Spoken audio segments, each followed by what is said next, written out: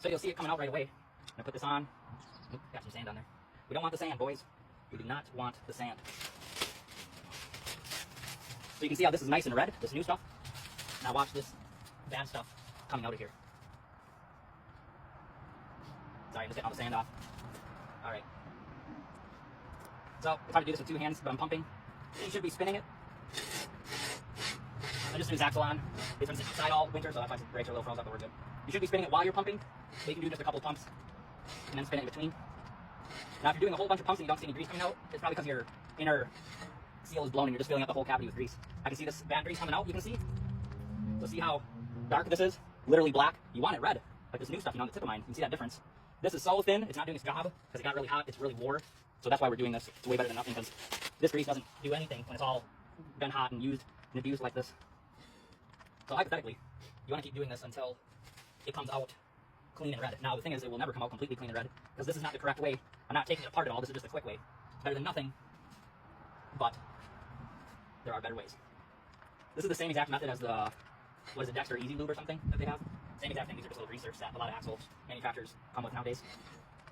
And why are you spinning it, you ask? Well, so there's only one hole in the back of the spindle that the grease actually comes out, and you want to get it through as many of the bearings, or the roller bearings, as possible.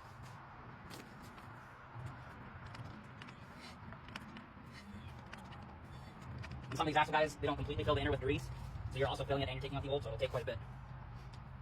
Especially doing it this way. Still really black.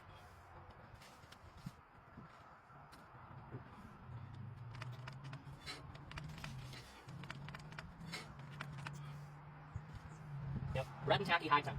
That's the best grease, I think. It's starting to be a little more red, so that means we're getting closer.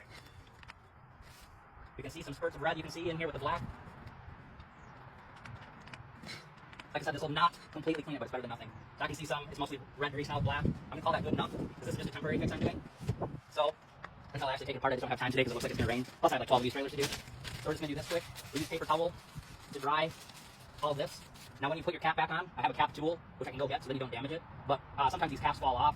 What you can do on this rim is put just some like blue, not blue thread locker, but blue or black gasket maker just on the rim here. It holds it in like glue, plus it keeps water from going in.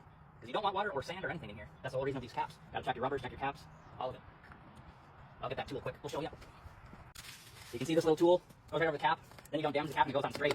Some trailers are a huge pain to put these caps on because they're just barely the wrong size from China. They're not the correct manufacturer, but like this one is really easy. You can see a little pressure in there in this rubber. So we'll release some of the pressure like that. You can always get a pinhole, like a paper clip or something, and poke a little hole in the rubber. It'll let the hot and cold air, not poof it out like that. It'll keep it so the air can move, but nothing will really get in. But that's it. That's an easy way.